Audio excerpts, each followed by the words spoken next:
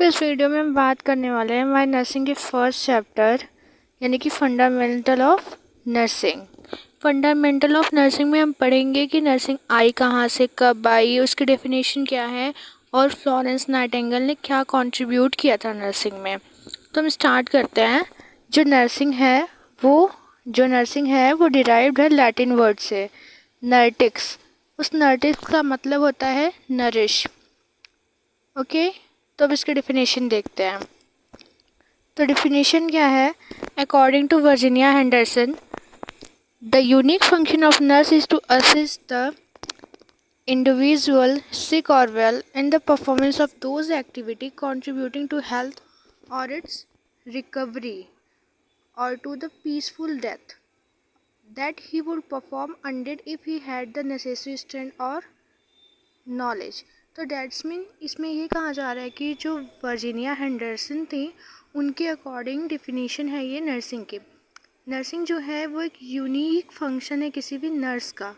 वो एक individual person को जब वो बीमार रहता है तो उसको असिस्ट करती है, उसको देखती है, उसकी सिकनेस और वेलनेस का ध्यान रखती है कि उसके अंदर जो उसकी परफॉर्मेंस है हेल्थ की उनमें क्या इन्हेंस हुआ है या फिर कितना ज़्यादा डिक्रीज़ हुआ है।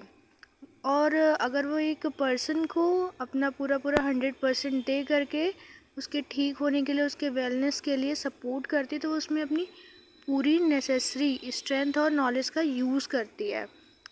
या फिर अगर पेशेंट टर्मिनली इल है तो उसके लिए वो पीसफुल डेथ देती है उसको।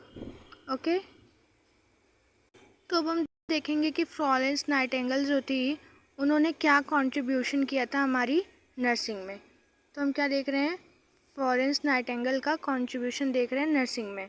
इंटरनेशनल नर्सेस डे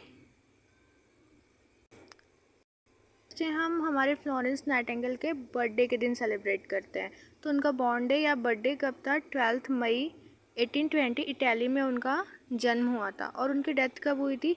13 अगस्त 1910 में उनकी डेथ हो गई थी।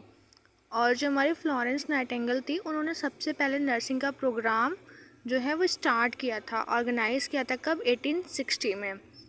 और उन्होंने क्या किया था? हमारी जो नाइटिंगेल हैं उन्होंने नाइटिंगेल ट्रेनिंग स्कूल खोला था हमारी नर्सेस के लिए, Saint Thomas hospital in London. जो लंदन में सेंट थॉमस हॉस्पिटल है उन्होंने वहाँ पे एक नर्सिंग ट्रेनिंग स्कूल भी खोला था।